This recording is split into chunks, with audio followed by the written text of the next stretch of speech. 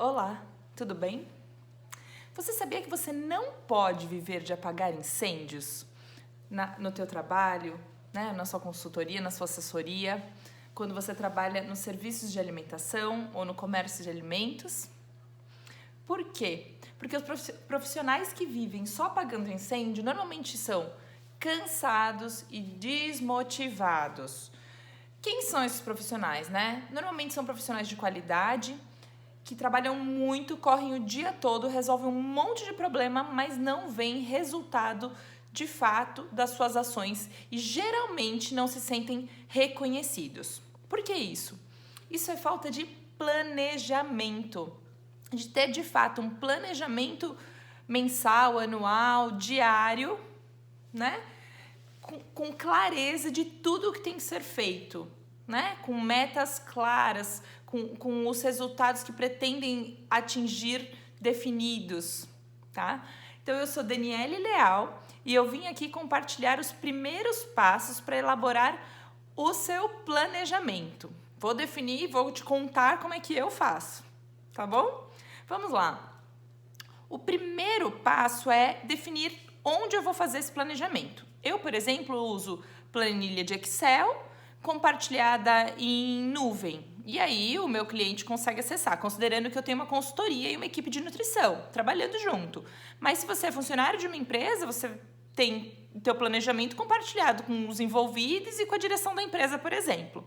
Ou ainda você pode ter em papéis, né, em agendas impressas, ou numa agenda mesmo, ou naquelas agendas que a gente imprime do Word com os meses do ano, ou ainda numa agenda compartilhada, tipo Google Agenda, né? O importante é uma ferramenta que seja fácil para você, que faça sentido e que você vai de fato utilizar e acessar, porque eu preciso estar sempre olhando meu planejamento, certo?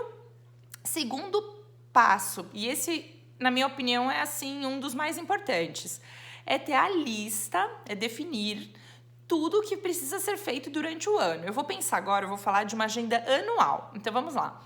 Vamos considerar que eu tenho tudo que eu tenho que fazer, que vai ser uma vez por mês, ou 2 vezes no ano, ou 3 vezes no ano, que não acontece todo dia ou toda semana na empresa. E esses são os itens que eu vou pôr nesse meu planejamento anual.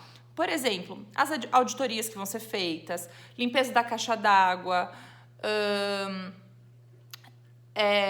análises microbiológicas, o exame periódico dos funcionários, vamos lá, atualização de manual de boas práticas e POPs, a revisão anual desses documentos, eu costumo fazer anualmente. Implantação dos próximos processos, então, qual vai ser o próximo processo que eu vou implantar? Vai ser, por exemplo, vai ser a rotulagem dos alimentos, vou atualizar a rotulagem, então que mês que vai ter atualização de rotulagem? Vai ser implantação de gerenciamento de desperdício. Quais vão ser os próximos passos, quais os meses, né? Como é que isso vai funcionar? Então, eu faço uma lista de tudo isso. Terceiro passo é distribuir isso nos meses do ano. O que eu tenho que levar em consideração quando eu vou definir quando eu vou fazer o quê? Lógico, por exemplo, para uma limpeza de caixa d'água, eu preciso considerar o prazo de vencimento dela, para o exame periódico dos funcionários também. Para os treinamentos do ano, por exemplo, eu preciso ver quando foi o último, quando será o próximo e a rotina da empresa. Então, por exemplo, normalmente dezembro é um mês que a gente não dá treinamento, porque é um mês extremamente corrido para a maioria das empresas.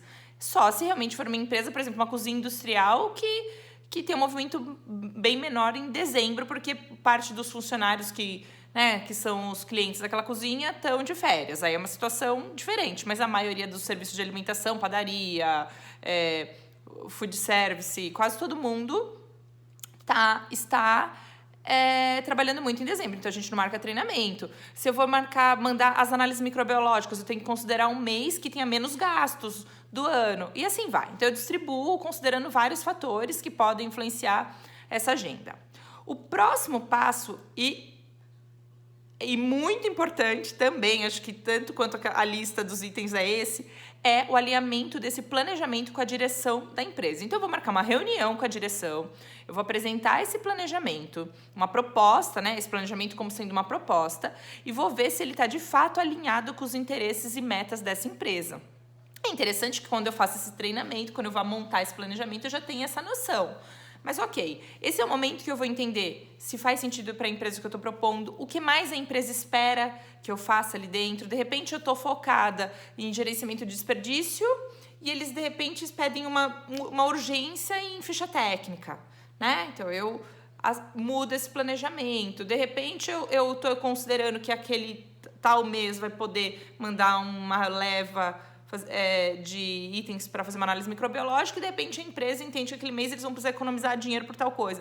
X, eu alinho com a direção da empresa, eles precisam estar a par e concordando com esse planejamento e apoiando e dando ferramentas para que eu consiga executá-lo.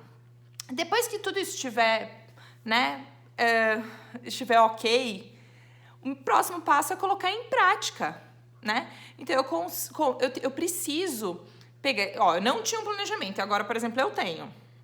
Então eu preciso ter tempo no meu dia para colocar isso em prática, para cumprir essas atividades do meu ano, né? O ideal se eu sou funcionário da empresa, eu estou todo dia lá, eu tenho um tempinho por dia para realmente fazer coisas novas, para pôr em prática meus planejamentos, para não continuar sendo atropelado, né, pelos incêndios diários, pela rotina diária. Para fazer isso, o que é interessante? Eu ter uma rotina diária também, eu entender quais são as urgências do meu dia, o que eu preciso fazer no dia a dia e ter tempo para colocar essas coisas em prática. Então, eu posso separar 1-2 horas por dia para olhar para os meus planejamentos, né, para realmente ir executando essas coisas que são fora das emergências diárias, que vai ser no horário mais calmo normalmente do dia, ou bem no comecinho do dia, ou bem no fim, próximo horário do almoço, depende da rotina da minha empresa. Mas é muito importante que eu acerte a minha rotina diária e semanal com o mesmo raciocínio para que eu tenha tempo para pôr em prática esse meu planejamento anual, tá?